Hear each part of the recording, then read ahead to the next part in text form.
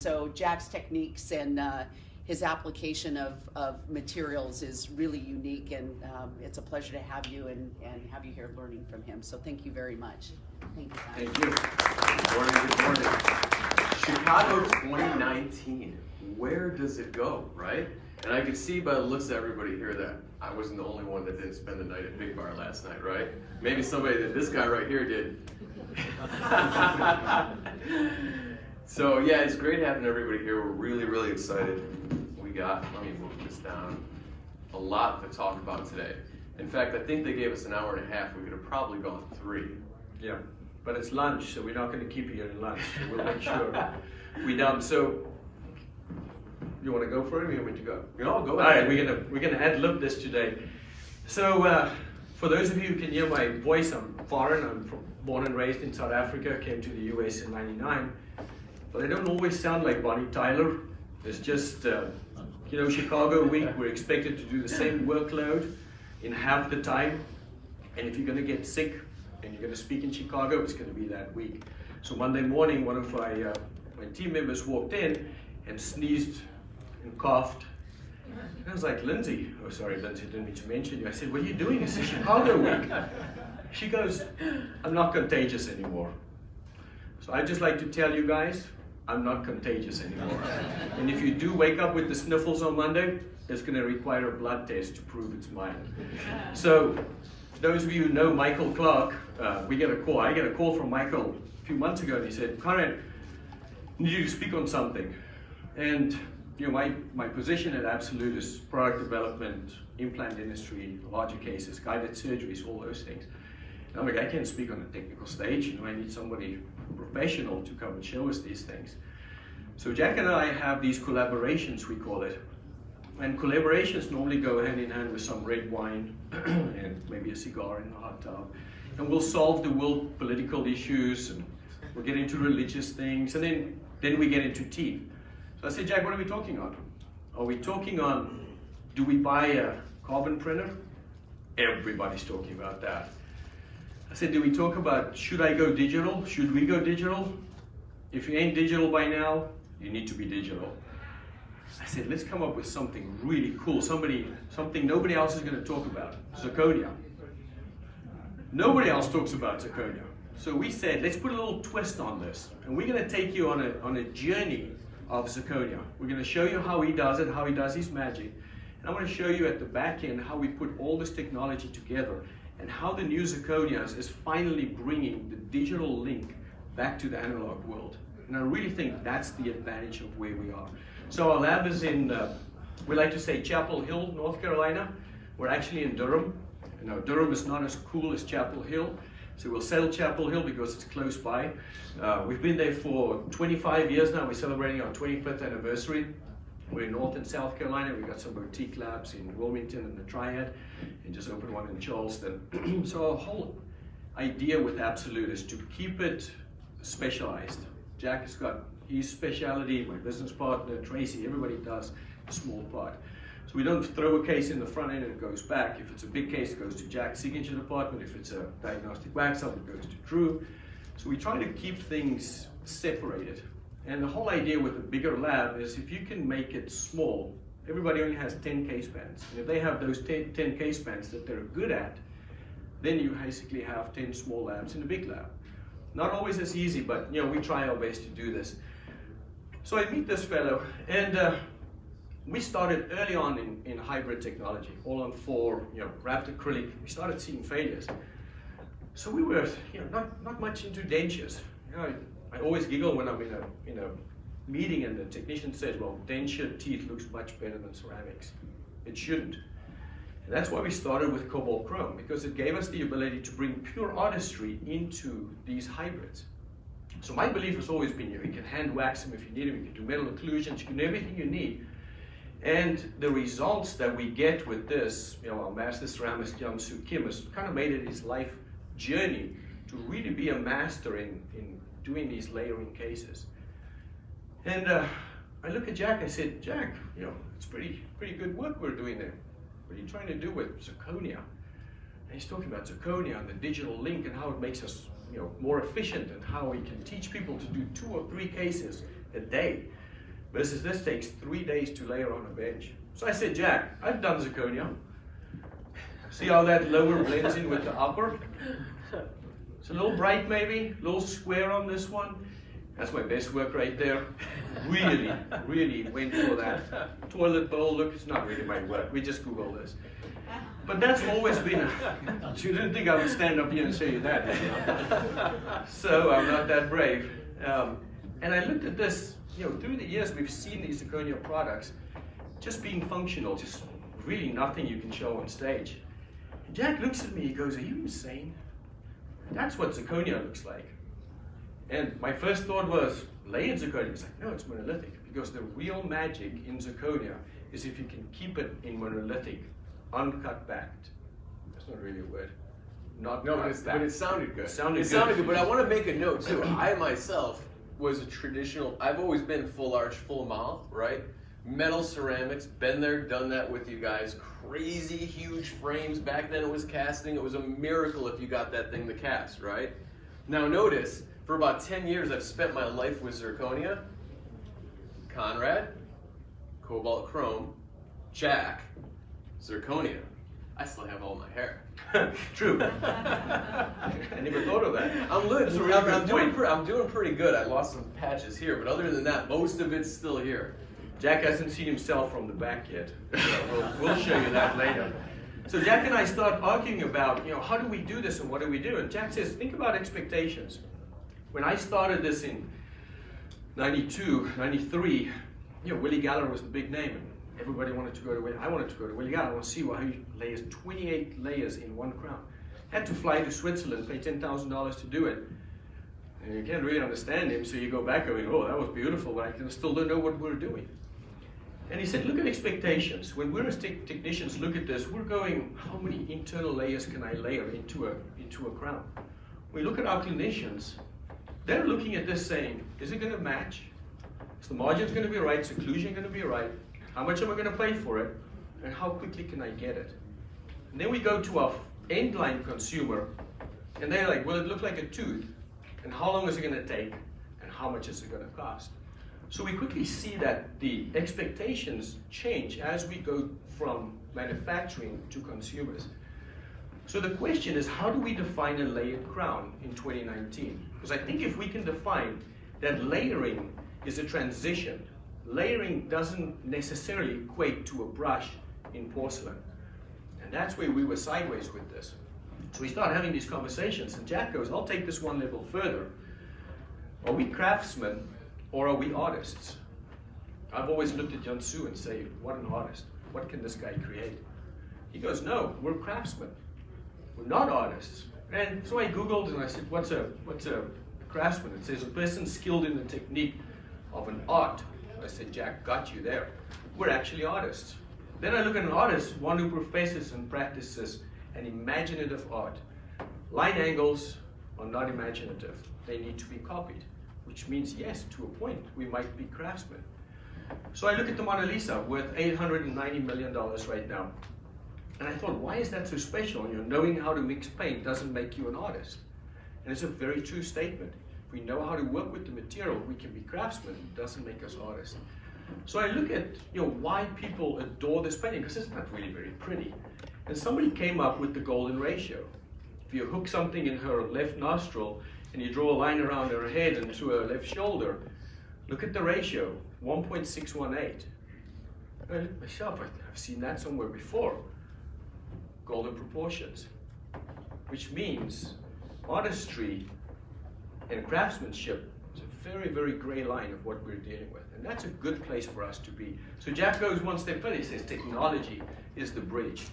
And I can honestly stand here today and tell you, after working with this artist, craftsman, for the last year and a half, what he's going to show you today will bridge that gap between artistry and technology.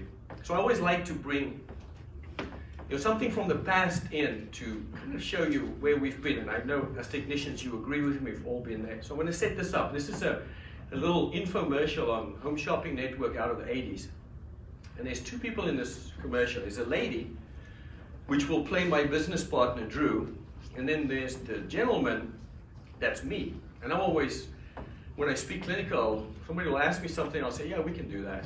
And then I call Dries, I'm like, you better figure out how to do this by Monday, because I just told him on stage, this is possible. And this is what happens between the two of us. So he's the lady, I'm the gentleman. And this is where we end up sometimes. Let go, it locks. Firmly in place, so really, you're all set. And this is tough. It is. Listen, give you an example. Say you have a, you have to get up on the wall, high ceiling, vault Right. ceiling. Hey, listen, just walk right up. Look at this. Somebody come look at this. It's very safe, it's durable, and it's lightweight. scaring me. So really, see, Wow. now it's locked in place, okay? So really, you say, Carol, are you okay? you say, Oh, God. you say, Oh, God. you say, Oh, God. And it goes on. Only difference is, he doesn't go, oh my God. He goes, what the hell did you get us into now? And that's the danger with where we are. So much technology thrown our way, so many things we got to look at. But I really believe that what Jack's going to show you today is going to really make a difference. So I want to end my little part of this intro with looking back at the old absolute versus the new absolute. And we had the numbers run on this. Fixed hybrids, about 16-hour labor time. And remember what type of labor it requires to hand layer a full upper rehab. When we go to a monolithic tie base, about 7 hours. Right. And if I may interrupt, Conrad, so right there, 16 hours if nothing goes wrong. How many of you have gotten in there and started building up those giant metal ceramic hybrids, and on the glaze you blow a bubble, or you throw a crack, and then you throw another crack, and then you're chasing it, right? So that 16 can turn into 20 like that, if you don't have to strip it and bring it back, right, and start from scratch. When we look at zirconia, we could see that our labor is 7 hours, but that's not just for one. That's 7 hours labor. That doesn't mean if you got a flow going on, right, that you're not rotating, let's say 2 through the oven at once. So now that 7 hours at 74% margin is actually 2 arches, right? We're talking about the business side of it, which is like the bad word nobody wants to talk about. You hear about business, or if I mention making money, everybody wants to look like this and say that's not artistic, right? And so really at the end of the day, whether you're the ceramist, the lab manager, the owner, we have to make money. We all have to make money, right? It's just a better, how do we go about making that money? And what really comes down to in a lot of ends is quality of life, right? One time years ago, I tell this story all the time, I was talking about it again last night. I had a Dr. Young technician early on in my career. I was all gung-ho. He called me a starving artist. A lot of you might have heard me talk about this story before, and I went home and I'm like, yeah, I'm the starving artist. And then the next day it was dinner time and I'm like, what are we gonna eat? Because I'm the damn starving artist. It's not a good thing, right? I was, that was like my trophy, put it on the shelf, hang it on the wall. So then I really started thinking about, okay, how can I start making this work for me, right? Not sacrificing aesthetics, still getting that high-end, high-level work, right? But just doing it in a smarter way. And that's kind of the journey we're gonna take you guys through today. So if you look at old absolute, new absolute, it's craftsman versus artistry. But I do think there's a bridge between the two. And like Jack said, now you can scale this. For the longest time in dental technology, we could not scale what we're doing because it's hard to duplicate hands. It's much simpler to duplicate what Jack's going to show you. So Jack, I'll step back and let you show your magic for a little bit. Right. History of zirconia. So this has been, it's fascinating if you've watched it and worked with the material over the years. There's a lot of folks in here, you're probably old Chicago veterans like myself, and everybody can remember coming to courses when zirconia first came out, zirconia copings. In courses at that time, how to build those ceramics up on those copings to get them to look somewhat decent, right? And that was a coping. That's how ugly the damn material was. It was really, really that bad. And from that point, we kind of progressed. And back then, still we're relying on what we considered the master technician, right? There was at that time lots of masters. There was these groups of individuals that we would consider the ones, the holy anointed, that we had to go to kind of learn how to do these techniques, right? As we're going forward and the materials are getting better and the technology is getting better, and the techniques to post-process those materials are getting better, less and less are we relying on those limited masters and more becoming our own masters at the laboratory and master labs, right? Where everybody should be able to do this. If you come and see me on a Friday and we're teaching a course, you should absolutely be able to go back on Monday and do what we talked about on Friday. If not, then I'm standing up here and it's only a trophy show. And I'm not doing any justice for anybody in the room, right? And I don't believe in that stuff, and I never did. We look at zirconia, and historically, that's kind of where we started out. When we went the big full contour craze, there was white and ugly. That was our choices. And we tried external staining it. Then came the middle one, which was absolutely disastrous for a large part, which was infiltration, right? When we started infiltrating in the laboratory, you seen all types of crazy stuff. I mean, and it was really breaking some laboratories down. Then we had to work on techniques to help us infiltrate better and get more predictable results and get better shade accuracy. Then we took that and modified that and did the minimum cutback technique, right? All this time just trying to take the material to get it to where we can be able to work with it in the mouth, to where it was aesthetic. We were doing all this work to kind of force it. And I'm really glad we did, because it needed to be done. When we're talking about cutback techniques, and I started these early on, we talked about that you wanted to leave the incisal edge. You didn't want to take it off. You were just going to take that facial layer off, right? The problem with all that, and it worked back then, and you see my contact area is still in zirconia. My incisal edge is there. I did the best I could to maintain the data, the information. The reason why is because now we have the ability to design in full contour, right? Doesn't make any sense to me. It's like ceramics. When I used to build ceramics, I would build it up the first bake, the second bake, and it would drop on the model, right? I wouldn't build it up the first bake and then grind it all the way in and then build up a second bake. It never made sense to me.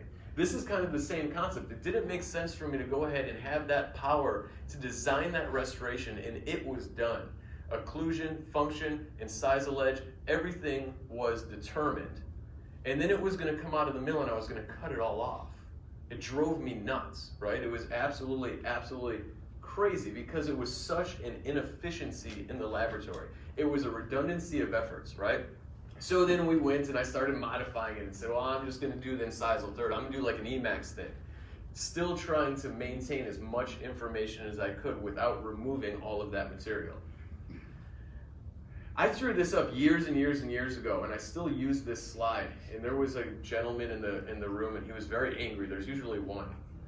Anybody want to be a taker? All right, you got it, sir. All right, I threw this up there, and he said, that didn't come out of the mill like that. And I said, no, it didn't come out of the mill like that. The mill is going to get you like 98% there.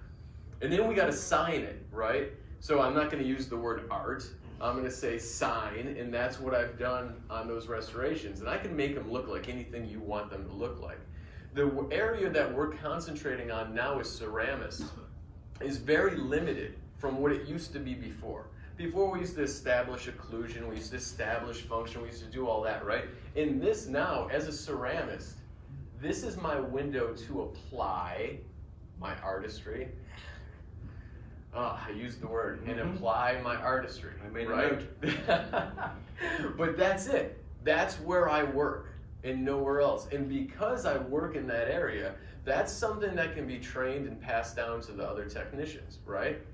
It's very easy. And whether you're looking for standardization of your laboratory or whether you're looking to be able to pass the torch to another ceramist, to free you up, but you want to keep that look and feel of your restorations, we can do that. Or whether you just want to do it for yourself, that's where we work. That's where the improvements come from. In this case right here, this is old. This is an old case.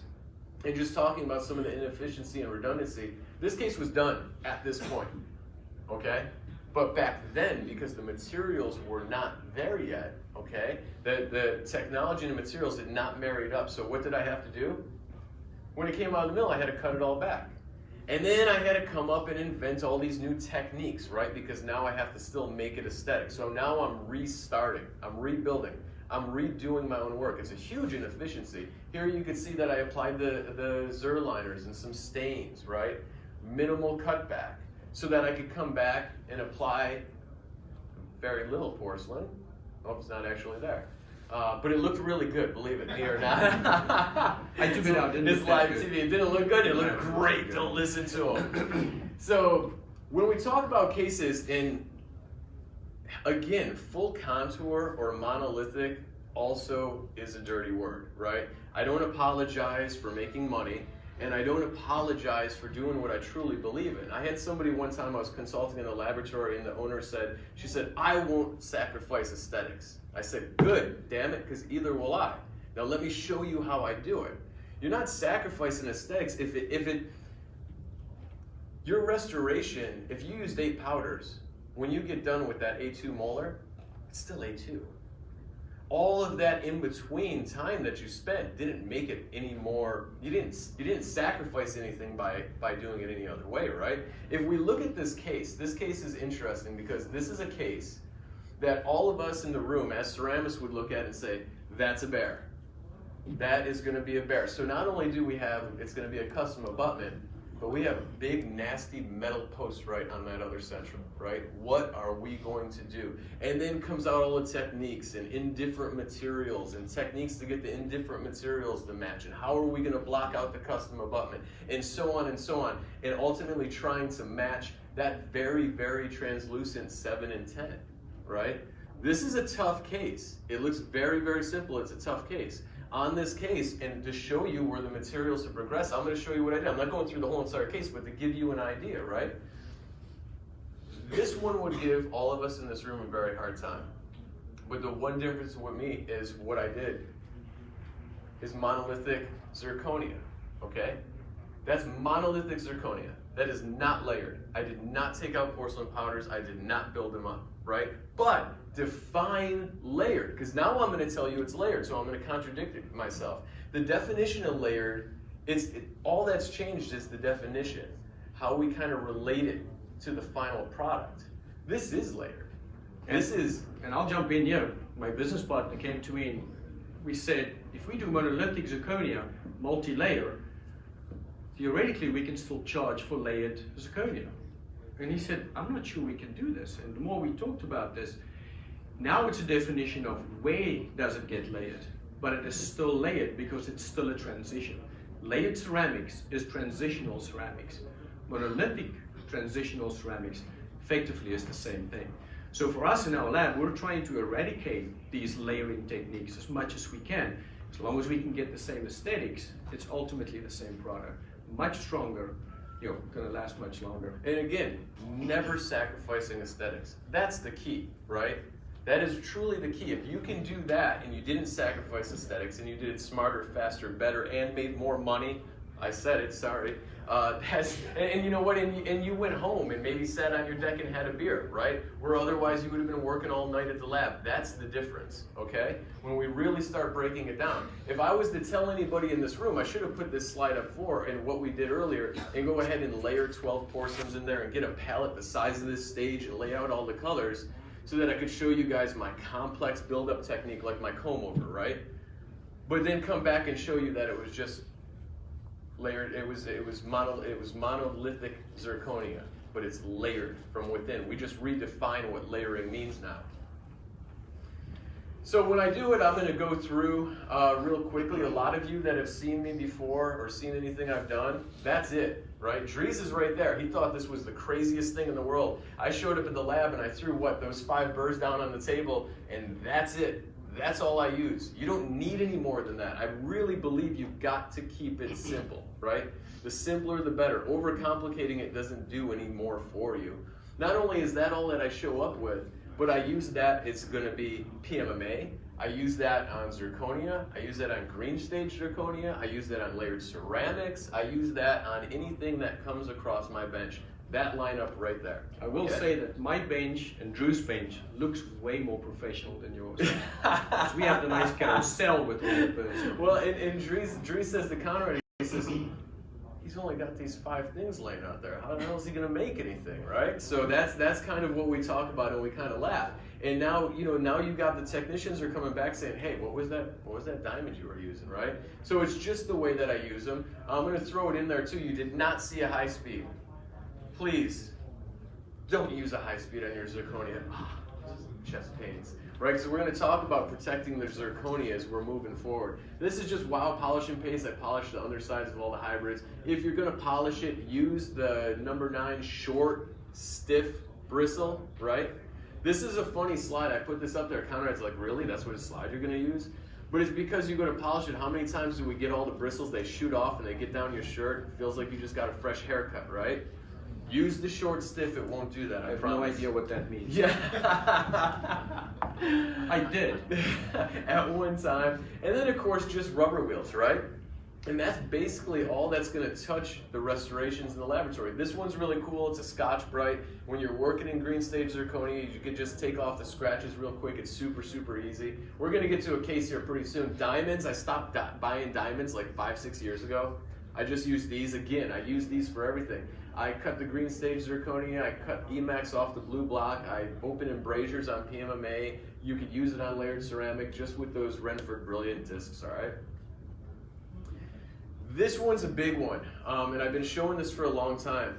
And I tell everybody, when it comes to zirconia, whether it's a 3-unit bridge, whether it's a molar, whether it's a full arch, if there's failure, catastrophic failure, it's really, really easy to find the culprit. You can usually find it lying within 5 or 6 things, and you can find it really fast. But that being said, 50% of the time, it was compromised before it even left the laboratory, right? And still, I've been preaching this now for years and years and years up on this very stage somewhere, talking about zirconia is a common sense material, right? So respect the material, and it will respect you. The second you don't, it will come right back and bite you, okay? Zirconia is odd. It's not like metal. You can't hit it with heat really fast and really hard and then throw it wide open. You got to bring it up very, very slow. Let it absorb that heat, that energy. Let's not even call it heat. Let's call it energy. It takes all that time to absorb that energy, and then it doesn't let it go easy. It wants to hold on to it once it has it. So then we got to bring it down all the way down, right? If you do that, now this oven, your oven cycles will run about 40 minutes now. Then when it comes out, it's still got to sit on the tray for another 10 minutes, right? So if you don't horse it, that is the best thing you can do to protect that restoration, right? And if the doctor did everything on his end and you did everything on your end, you're not going to see catastrophic failure, especially when we're talking about full arch stuff, right? So, and this is a program that I use right now. It's very, very important. Also, don't bash your zirconia with the steamer either. That's kind of bad stuff. This case right here is interesting. And I'm always talking about everybody being the master. I always tell everybody, I'm not special. I'll tell you, I don't do anything special, right? And then, you know, some of you will argue me and we'll go back and forth. I've known Jose for years and years and years, and he laughs at me when I say that, right? But Jose will also know that I'm a firm believer that everybody should be able to do what I'm able to do. This case right here, Ivoclar asked the laboratory, said, hey, we want to go ahead and present a case with you guys. We want to publish a case, right? You know, Conrad, Dries, and I were like, we got a perfect one. Yansu Kim, a master ceramist in the laboratory, right? He's going to go ahead and work on the case. Look at this poor gal. She's got all types of issues, right? Conrad, why don't you talk about what she presented clinically? So she had cleft lip surgery. She had osteotomies. She went through everything that you can imagine at a very young age. And she said, I got to 22 years old and I just gave up. She said, I was just done with dentists, done with all these surgeries. And to make it a little bit worse, you know, great commercial year for cigarettes and Mountain Dew. She was half a pack of cigarettes, which is always a full pack. She was drinking 6 Mountain Dews, which is probably 9, and sipping on a large sweet tea, because we're from the South, and we drink sweet tea cold. Now, being from South Africa, that was the weirdest thing I've ever heard of in my life, because we drink tea with milk in a cup at 4. Not at McDonald's, half a gallon of sweet tea that eats up your teeth like this. So she went through this, and then all on top of that, she had Sour Patch Kids. Cannot have a better treatment plan for a patient. So we're all excited, and we talked to Yansu, we're like, Yansu, we're going to publish this case, but it has to be monolithic. That's the whole idea. We want to stop you from layering. We want you to start showing us what you can do. So we start with the posteriors. Yansu spent some time, we did 2 quadrants, went back to the mouth. But David Hedgecoe prepped the uppers, and really one of our fun clinicians to work with. He gives you what you need. So he'll put this patient in a temporary chair side and he'll work out all the details.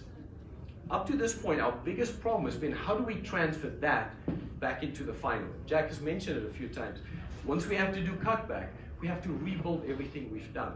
So if we can digitally control this process, then we know that what we were given is going to go back in the final. So we import this data into our 3Shape software, and since the ability came out for us to model match, the technology has really started to make sense, because now we can look at our pre-op, that's what the patient approved, we can model match that in our software, and now we can do fine-tuning changes, excuse me. So you can see what we did, we broadened the arch just a little bit, very small changes needed on this case to give Dr. N.H.D and the patient what they wanted. But now we know exactly what we're doing is going to translate back. So we'll go on a team view with our clinician. Very seldom would we have the patient a part of this, and then superimpose that back in and say, that's what we're proposing. So now we can look at it, still a little chiclet looking. I know 3Shape is working on getting better color on these things, but it gives us the ability to see we're gonna have a very long number 10, and how are we gonna deal with this. So first tryout, patient wasn't too keen on pink tissue, so 8 and 9 was a little long. We really convinced them to change those interproximal line angles with a little bit of pink and add a little tissue recession, but ultimately the case came out pretty decent. She wanted it kind of brightish, whitish, but we had good translucency, good levels. So look at how close we got to matching the temps. So there's no surprises for this patient on the back end. If we had to hand layer this case, aesthetics wouldn't have been much different, but the process of getting here is so unpredictable, and that's where we've been, and where we're going is basically copying these cases. So at Absolute, we look at these and we're like, yeah, we're excited. It's beautiful. We took some pictures. Okay, N.H.D sent it. It's like, Talion Su, great job, buddy. As good as we can expect for where this patient started. And if you look at just the eyes and how that changes in a patient like this, a patient that basically gave up on her dentition and ended up from that to this. Now I will say Dr. N.H.D managed the patient. No more Sour Patch Kids, no more sweet tea, no more Mountain Dew. And that makes this case something that will survive.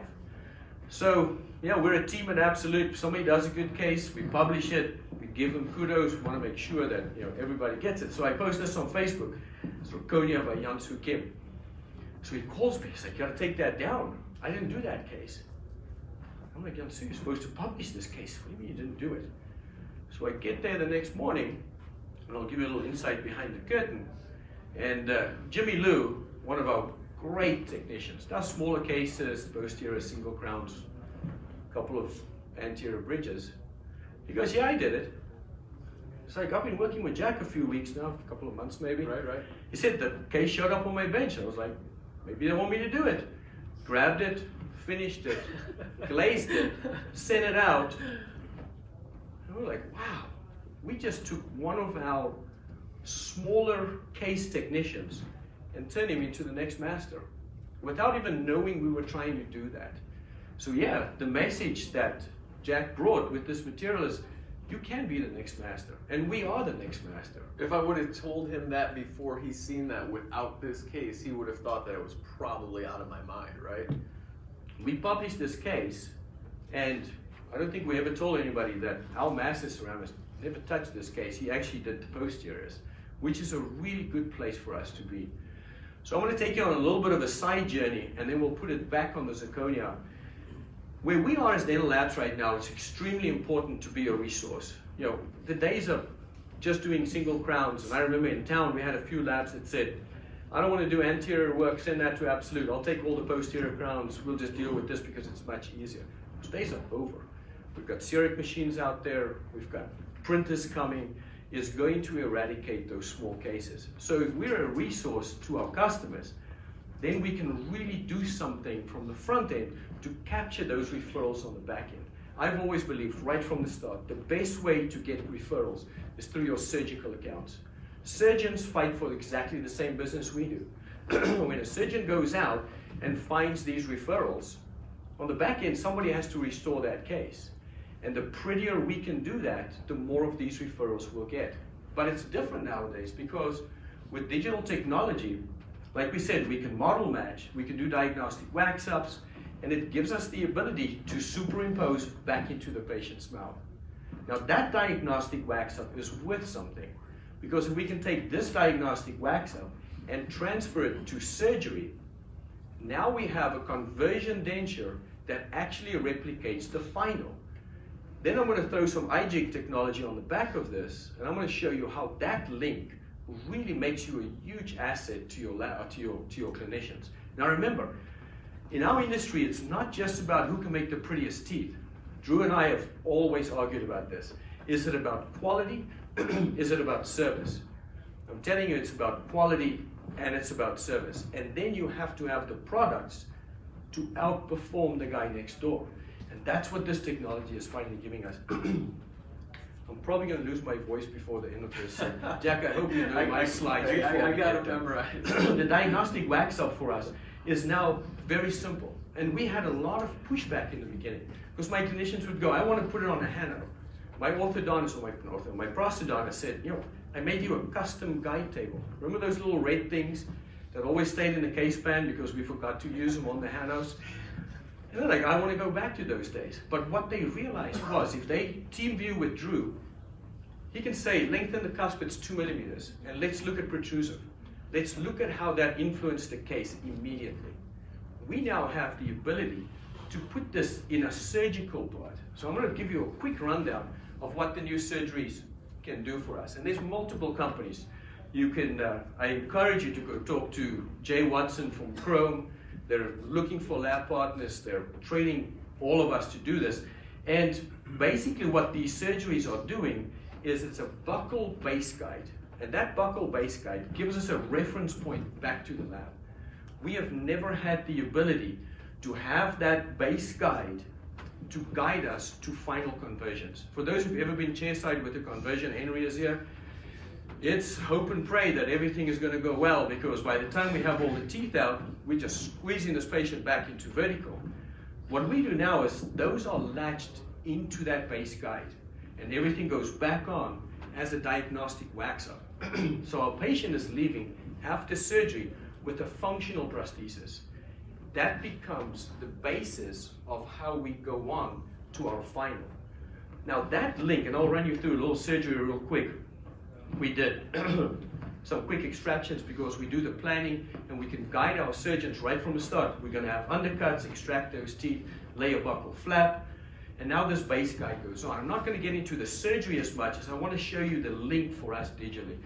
Everybody knows that a tooth-borne guide is way more accurate than anything else we have. So if you latch it all together, we have a good place to latch these things, draw the fixation pins, take that off, and from this point on, we do bone reduction.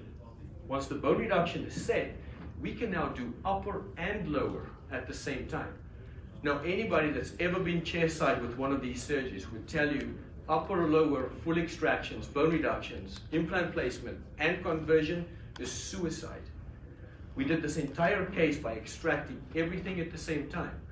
And the reason this is so successful is because we have a jump back to our articulator. And we have the ability to mount the case post-surgically. So we know that we can do extractions and not lose vertical. Our vertical is latched back into our denture, or into our conversion. So I always do these consultations, and patients look at me and they go, is this going to hurt? And I go, it's not going to hurt me, but if you've seen the movie Saw, that's kind of what I'm not saying that, I'm just thinking. And I say this tongue-in-cheek, and the reason I say this is look at what we have on our model. It's the ability to take the segmented piece of teeth and bone and remount the case as if we're post-surgical. So we can segment it in the data, we can remount the case, take the teeth off, throw them away, and replace it with our diagnostic wax-up. That's a huge advantage because now we're diagnostically treating this patient from the start, like a prosthodontist wants to, and not just putting somebody in a vertical occlusion. So now it's bone reduction from this point. You can see we completely destroyed it. I worked with Uday Ribai on this case, and I said, Uday, you feel like living a little crazy this morning? I said, we'll do this case, and we will not mark the nose chin. I will lose all my vertical. If this doesn't work, we're dead. He said, let's do it. So we never marked the vertical because we trusted this. After that point, all the reduction is done. Latch that denture back on. And remember, this denture is no longer processed. It's milled off the data. So that's PMMA. If we really want to do something nice, we'll do double crosslink PMMA. And we can put something in there really aesthetic. Perfect occlusion after full extractions, bone reduction, and 8 implants placed. That took us no more than 2 hours. It used to take me 2 hours just to get to the conversion, or just to get the conversion done. So that's really helping us. From that point on, osteotomy guide, drill the osteotomy, place everything, everything is done, guided, and we line up our hex positions, and that lines up our abutments. So everything is chosen from the start. They get a box, it comes in. When we get to this point, line up the screw access with the little dot on the guide, and everything lines up. And like I said, there's multiple systems out there. We love working with Chrome. I'll talk about that in just a little bit as well. But go to these guys, they'll train you, they'll get you out there, they'll make you part of this process. So at this point, everything is pre-cut, everything is ready to go. We latch the denture back on, lute everything in place, and while this surgeon sutures up, we take that back to the lab. We use Voco. If you ever do pickups, I don't get paid by these companies to say it's a truly great material. Take that back to the lab, cut it off, and we replace everything back in the mouth. Now we have the vertical, and that's how our patients look immediately after surgery. Isn't it funny how you always see these beautiful women advertising single crowns and these guys? She's never had a crown in her life. But she's not actually an actual patient, but that's what we strive to. So talk a little bit about the different systems out there. Chrome, the difference Chrome is that the guides are actually SL in alloy. Huge advantage. If that buccal guide fractures, it's a bad day for the surgeon. Everything gets balanced on the tooth structure, so we have a occlusal guard that seats that guide. And the main difference here is it's a floating guide. You can see that the guide is not engaging the buccal bone. Now that's an advantage if the data wasn't clear. If the data wasn't crisp, and we do that buccal guide and it doesn't seat, everything else is off. Now the first systems that came out like this were based on bone level. So if our surgeon didn't set the bone level correctly, the occlusion would be off. We don't care about the bone level because everything is based off this guide. You'll see the osteotomy guide is also SLM in Chrome. You drill that, you have your positioning indicators, you can place your abutments. And another great advantage, what we love with this is, you can see the little conversion denture does not have latches on it. It actually sits on these little links that slots onto the guide, lute it in place, take everything apart, take the guide off, suture back up, put your denture back in. So what I'm trying to say with it, there's multiple ways for us to get to the same result. Everything based on guided technology. Now this is probably the most innovative thing I've seen in my career, because this changes how we do things. So I'm going to give you a quick rundown on what an iJig is. iJig basically helps us to restore a hybrid in as little as 2 appointments. So run this down, I'll give you a quick run and I'll slow it down a little bit. And we call it 1 hybrid, 2 appointments. What it allows us to do is take the converted denture at surgery state, take that out. When our surgeon does his implant testing, talking, scan that with eye flags, make sure that that goes back in the patient's mouth, scan the bite, scan the opposing. So what have we done? We've just locked in all the diagnostic work we've done right from the start. That gets sent to Absolute. We now create that, and the iJig goes back in the mouth. This is the first restorative option. It's the first appointment where the restorative dentist is going to look at this case and say, how do I restore this? Place that iJig back in the mouth, piece by piece, doesn't depend on how you do it. Lute the sections together. So what are we doing right now? We're basically verifying that impression. So no more pros that doesn't fit. Snap a few diagnostic pictures, send that to the lab, take an impression on the intaglio, and I'll slow this down after this, and then the patient goes home. Next appointment is either final delivery or transitional delivery. This is used to be a 7-appointment process that we can now cut down into 2 appointments. Very predictable appointments. So what I try to do when we do one of these cases is have one of my team members chair side to walk our clinicians through this. Once they walk through this, they know we have the right data and everything is predictable from there. So let me show you how we do this. Transitional comes out, and this is normally at the surgery process. Remember, your surgeon has to torque test the implants after 3 months. The hybrid has to come out, and this is the best appointment to do this. Take the hybrid out, place your scan flags. These are just lab analogs, and you can get these through Chrome as well. And scan that denture. Scan intaglio, scan upper, scan lower. What we do now is scan opposing, scan the bite, and you send an STL. Any scanner works. Doesn't matter what you have, as long as it's an STL file. So that data comes to us. Now we'll do a diagnostic. So if we have good diagnostic pictures on this patient, what we can do is say, what did you want to change? That's worked into the software to create the IJIG. So it's not just verified, it's also a diagnostic wax-up.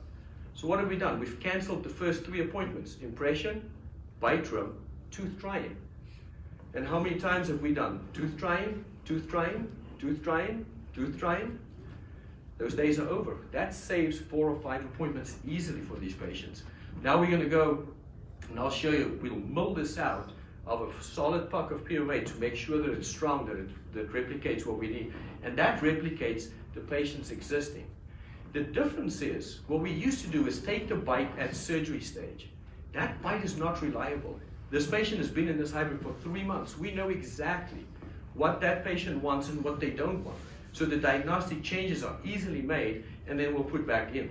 The way we deliver this is in 3 or 4 pieces, split between all the implants in a little delivery tray, and that goes back in the mouth. So let me show you how this works clinically, and then I'm going to have Jack tie all of this back up with the transitional and then the final. So we drill little screw access out. If there's no Teflon tape on those screws, pretend like you have to go to the bathroom and get out of there, because that's a long day to drill those screws out if someone didn't protect them. Take the hybrid out, and now we're going to place our IJIG. The IJIG can go back in as one piece in the tray. What I found chair side to be a little easier is just to position it piece by piece and line everything up. Because remember, everything between is sectioned. Once everything is lined up and in place, and I'll use sometimes the tray just to deliver the posterior ones to get a little closer. Now that we have this, we're basically going to lute the sections. And we want to make sure that there's space between the sections, because we're verifying the impression. We're trying to make sure that that impression is accurate. Luted with a little composite, flowable, temporarily, whatever the clinician prefers. And from that point on, it's diagnostic adjustments. Now remember, we should be very close because we're working off the patient's hybrid. Make some adjustments, take some smile pictures, ask the patient what they want, ask them what they don't like. And then we're going to take that data, we'll take an impression between the intaglio, we'll leave these little injection ports, take an impression between the intaglio, and then send that back to the lab. So instead of us now getting an impression back, we get an IJIG that transfers all this data, and we simply place our lab analogs in there, pour the model, mount it, and now Jack can do his magic, because now we have everything we need. So we decided to go transitional on this, and this is really where this hybrid technology is helping us. So Jack, you get away with the hybrids. Yeah, so of course, in the IJIG, to me, the first time I seen it was one of the best things I seen. Always restoring full arch, full mouth. And working with Conrad and Dries and more, seeing more of that surgical side, now we're both kind of coming together. Because you would be looking at, let's say, average minimum 6 appointments. That's if you're lucky, right? How many appointments are needed just record gathering to get us to, let's say, a PMMA phase? And then how many times do we bounce a PMMA back and forth, right? It's an absolute killer. I used to consider the PMMAs the ultimate master record, right? Until IJIG, where we can capture all that initial information and data very, very early on and then transfer it throughout the rest of the case, right? This is where we're really, and you guys have done awesome, is we're going through this journey, but we wanted to show you from surgical all the way to the final restorations, then in Zirconia, and exactly how we did it, because it's a huge, huge path that these cases go through. Their lifespan is incredible. So this is gonna be the PMMAs. Of course, the mill only gets you so far, right? It's gonna get us 90% there. Everything that's valuable to me has been captured at that point. And I'm not actually gonna go through, everything as far as how I work on the PMMA with you guys today, but I use, for example, Shofu light art, right? I've been using it for years. Here I'll use Palistil glaze, the pink, which everybody asks me about, right? Very, very important, because at this appointment, we have to verify everything that we have. So gingival architecture, right? Tooth form, tooth arrangement, all of that information to be verified. The pink that I use is just simply Triad. Triad base plate material. That's it. I don't use Gradia. I don't use any of that stuff. I don't spend hundreds and hundreds of dollars on it. I take a strip of Triad light cured base plate material, I peel it off, and I mash it on with my thumb, and then I cut it away, and that's what's left. Does it bond? It bonds. And if you really, really want to get an extra bonder, get SR Connect. If you've heard of SR Connect, if you really, for me, I don't use it, but if you really were concerned about that, put the SR Connect layer on there, then come over with the Triad, right? But that's just base plate material. Really, what we have here, and I'm going to show you, if you look at the difference between the two, right? The little bit that makes this stand out so much from the previous out of the mill and the post-process is so simple to achieve. And I'm going to show you guys how to do that. So Jack does this on this patient, and because we had to do a patient for this meeting to get all the new materials out, that's the temporary. So I said to Jack, are you insane? Put a temporary like that on? Our final is never going to match what we did in this temporary. He's like, you little faith, just back off a little bit. I'll show you what we can do. By the way, all right, this was we just delivered this case. When did 2 weeks ago. 2 weeks ago. It was not my idea to do a full mouth case prior to Chicago. And get so thank you, Mr. It can be done in Rensburg. 3 weeks. But we did, and it came out great. So we'll show you, and this is the delivery. She's a friend of ours that's been through a lot, and this was the temp delivery. Temp delivery for the provisionals. Wow. I'm floored. I don't even know what to say. She went 3 years. 3 years. These are just temporaries, right? I don't even know what to say. Wow. See a big old smile. Perfect. And I think now the question is always, how much effort do we put in the temporaries? Do we make them look like a denture? With this new material, it doesn't take much longer to create natural beauty. And then wow that patient even further when we put the final in. And that's a huge showcase for our lab. And it made a big difference in Brenda's life. Just advance this for you. Interestingly enough, and I didn't spend that much time on because we got so much with you guys. We probably can turn this into a 6-hour lecture series with you guys on every step of the phase. But we wanted to pack as much information, as much value in it for you. At the very end, we'll really get down to the nuts and bolts of how we're doing this and how everybody's becoming the master. But for the PMMA, you'll see that there's very little that I do differently post-process out of the mill compared to the Zirconia when it comes to finishing it, right? Again, same burrs, same everything is going to be used to do the PMMA and the Zirconia. So now we'll go do a triage scan. And it's not often you see a temp on a triage scan that looks pretty good. And then we'll just do the same thing over. Import that back into our diagnostic software, into our 3Shape software. Now we can make small changes. And you can see very small changes we needed here based off the pictures. Now think about this. We took the blue straight off the converted denture through the iJig technology. So we were extremely close to what that patient wanted. Raised up number 9 a little bit, and then we add our pink tissue. And that's where Jack truly starts his magic. Now you're gonna notice, and this is very, very, very rare that we get to do this, but our patient Brenda wanted a very natural smile, right? So we kicked out those laterals. We brought in the 2 lower centrals, brought them out, tucked back the 2 lower laterals, right? And that's exactly what you want. It's not that often that you get to do that. So when we follow this case through and you're like, wow, that's incredible, but I can't sell that at my lab, I completely agree.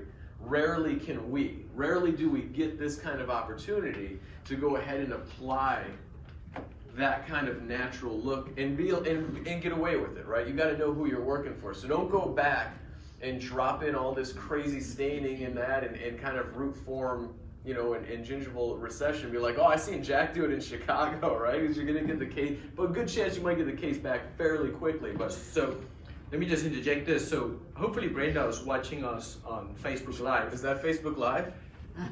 Brenda specifically requested a layered case because Brenda's old school. She started with I'm in us. so much trouble. Brenda, till this point right now, believes that this case in her mouth is layered. So Brenda, I have news for you. Your case is not layered. And we'll show you why Brenda, till today, actually believed it was a layered case. So take it away.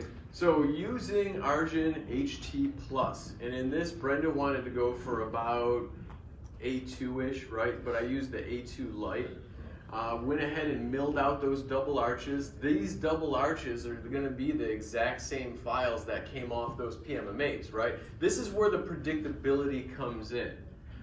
If we're having to do, you know, facial layering and things like that, then we lose a lot of that data that I've already established and I already know is verified, right? So we're going to go ahead and mill out these arches. You know, and again, the green stage finishing, this is probably really the most important part of the process. Now, how much you do or do not put into this process is the determining factor of what your case looks like on the back end. Us as ceramists, we now work here. This is where we live. Now, in a production setting, we were talking about it and saying, and I've heard this before, oh, I can't green stage everything. You know how much time that would take? You're right, and you don't. Right? You green stage what you're looking for. So it's going to be aesthetic cases, 6 through 11, things like that. But if you got molars and premolars coming through, now there's no need to go through and put this level of detail on there, okay?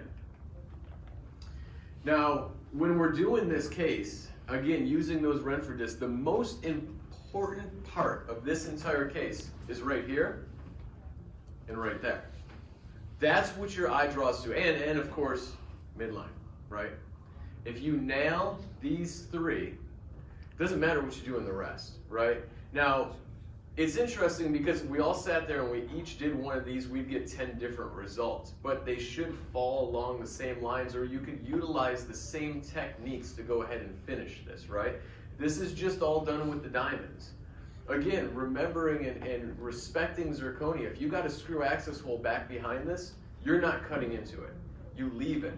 Don't compromise it. I also don't cut around back onto the lingual palatal side.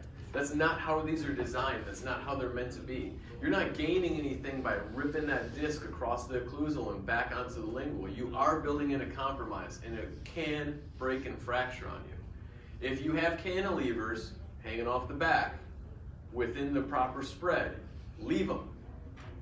They don't need an exaggerated embrasure, okay? They really, arguably, should or should not be back there in the first place, right? Don't run your disc and zip it around there, okay? Protect the material, it'll take care of you. This here is just surface texture and anatomy. It's those same diamonds. This will all start off with that flame, and I'll kind of run that fat tummy right through there.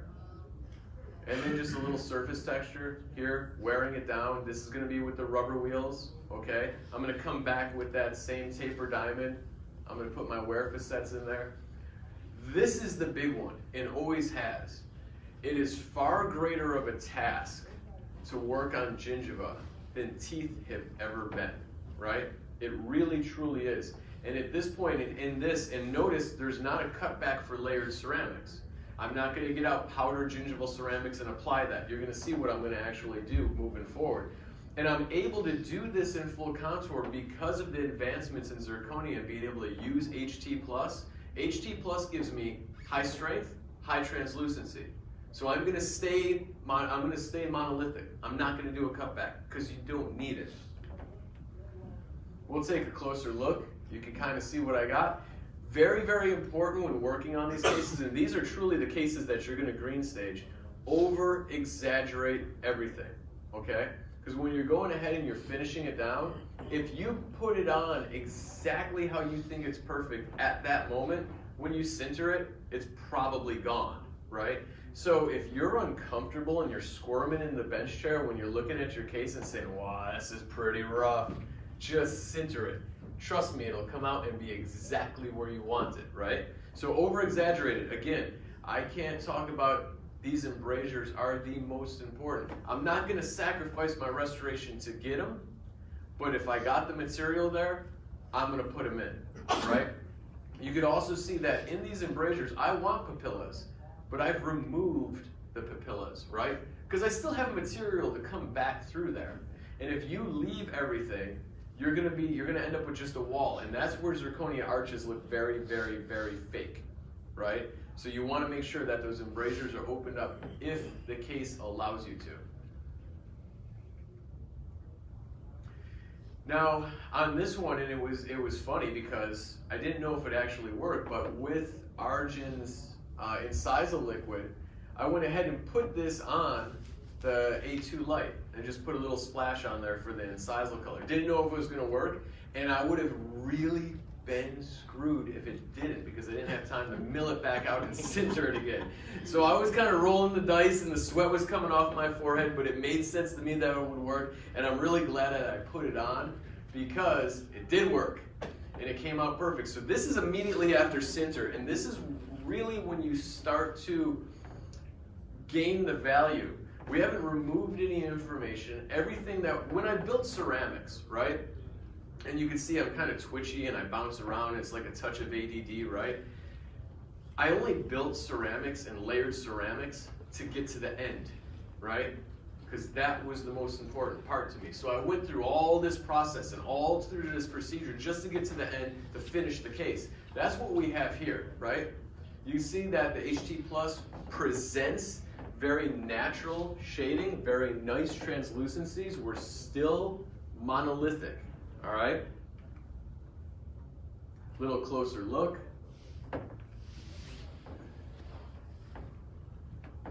And this all happens, this is where we do our ceramics, is in the green stage. Now I'm gonna come back and stain them, right? This is really gonna bring them to life. This is stain and glaze techniques based off of what we already know as ceramists. I'm not doing anything special. You have dentin, you have incisal, and you have incisal effects, right? As ceramists, you already know that, and you know how to build those into your restoration. Now take away the powders and use stains in lieu of the powder, and that's what you're gonna do here, right? If I showed you this case, like I show most people, like Brenda now knows, I'm sorry Brenda, they believe it's truly layered, and all it is stain. This right here is going to be my Mio. I believe it or not, I stopped layering gingival ceramics and I started applying the Mio. I do it a little bit different. I got to give a shout out to James Choi. That was really the first time that I seen somebody do it, and it made sense to me. And from that point, that's what I've been using. So there's still not going to be traditional powdered layered ceramics on this restoration, okay? Also, while we're at it and giving credit where credit's due, Mr. Enrico Steger, because all of this would not exist if he wasn't the first man to say, I'm gonna put a full arch of zirconia on those implants, right? And that's there. From there, it has been birthed and went crazy. So I basically take the Mio and I'm going to trace my gingival architecture. Oh, there we go. I'm gonna trace my gingival architecture, go around and just bring it down. Now, while not bad at this point, it's still kind of ugly. This is just a stain, right? We really got to add some character to it and bring it to life. So we're going to add some different colors in there. All right, you can see some things here and, you know, little whoop-de-woos down here. And that's generally going to get us where we need to be for the next stage. When I'm applying this around the cuffs, I basically just use a little plastic stick. I'm not even using a brush. And I just trace them out and go all the way around the arch, then I drag it back down. This restoration is all techniques that everybody in the room can do, right? There's nothing, it's a lot of times you say, well, no, I can't make it look like yours. No, you can't make it look like mine. You're gonna make it look like yours. You know, you are the master of your own restoration. And it's something you can actually go back and do. This is gonna be the structure. I use very, very, very little structure, okay? Basically just adding texture. That's it. Right here's like 1/10 of a millimeter of it on there. And then I dab it with a little micro brush to pick up some texture in there. That's still near. That still is. It's not fired yet, right? So that's just applied. So if we look, that's going to be the structure applied. I took the picture, threw it in the furnace, okay? Same thing down here. Again, the staining, all in right here, important. Those are your most important areas. At this point, no structure has been applied. That's straight stain, okay? 90% of the gingival that I do and 90% of the teeth is straight stain. All the effects come from your stain, not actually from the ceramic material. And this is what we come out looking like. This is, again, this is H.D. plus. This is monolithic. And even Brenda herself, still up until this point, thank you, Conrad, because she is going to kill me on Monday, thought that this was a layered case, right? Now think of the advantage. We have 750 megapascal shear strength, 1250. 1250 on H.D. plus. excuse me, Arjun. Didn't do my homework on that one. And so we're not going to chip those cusps. And back to Jack's point, it's post-delivery issues that cost us money. If you think about one remake on a posterior crown, costs 3 crowns to make up the loss for that one. If she doesn't chip this case, we don't have to redo it. She thinks this is layered, and it is as good as any layered case out there. So the final result is ultimately what we're looking for with a much better long-term predictability. So that's the close-ups. Fortunately, like you said, she wanted them to be a little all over the place. She wanted them natural, and this is where, you know, in this situation, and by using H.D. plus, if you were to use a more opaque zirconia, you would have suffered, and you would have had to cut that zirconia back and apply that minimal layering. By using H.D. plus and gaining that translucency, right, and gaining that high strength, I'm able to do it monolithic. Therefore, keeping all the data, keeping all the efficiency, I have no redundancies, right? Then we come back and all of that information that Conrad has worked up early on in the surgical, everything we did in the preliminary, we can follow it all the way through to the finals. That's as predictable as it gets. And name your price, but let's throw 5,000 on an arch, right? And 2 of these can be done at the same time. That's when you're talking about 74% gross margin, not 1. Let's call it 2. My record is 4. Don't talk to me that day. I'm a savage and I'm angry, right? It can be done, all right? But I am in motion. Don't come within 12 feet. That's a danger zone. I was a Marine. It could get really, really scary quick, right? So, but that's rolling them in and out. So if you come in and you have 2 arches like this, right? Remember, 74% margin. Or how about this? How about I'm Jack the Ceramist? I don't know if I'm necessarily that concerned about the margin. You know what I'm concerned about? I'm concerned about going home at 2:33 and throwing some meat on the grill and drinking beer, right? Or going fishing or what have you. Whatever it is your passion. It's a quality of life issue and it just makes sense. So again, Arjun H.D. plus, it was a straight killer. This is going to be Brenda. Let's wrap her up. And after 3 years of walking this journey, it could not have ended any better for her. Really one of those cases that was predictable from not necessarily the surgical aspect because we didn't do guided, but once we got into the transitional hybrids, from that point on we knew exactly what this patient wanted and we could predictably do that. Well, and you know, it is when we're talking about everybody being the next master, you know, layering aside. So there's no layering applied. There was layering, but again, layering's been redefined. What is the layering? The layering is the material. The layering is the staining technique, right? Relying on our skills as ceramists to reapply it just in a different way. With the advancements in zirconia material, with H.D. plus, high strength, high translucency, we're able to do this restoration without losing all that valuable information. So important. It's so very, very important. So I'll end with this, if you mind. Dries came into my office on Wednesday and it's like, I've been hearing you and Jack talk about artistry and craftsmanship, and Jack is a craftsman and nobody's an artist. He said, I don't care what Jack Marrano says. That guy's a damn artist. Jack, I will tell you, you're an artist. All these arguments we've had, what you've created and what you've done is really, really commendable. And I'd like to compliment you on stage. Jack is down to earth. He doesn't mind sharing his opinions, his knowledge. He does a lot of consulting with labs. If you want Jack in your lab for a Saturday, give him a call. His info is on the table. And he will share this with you. Jack joined our team 8 months ago, and he changed our lab.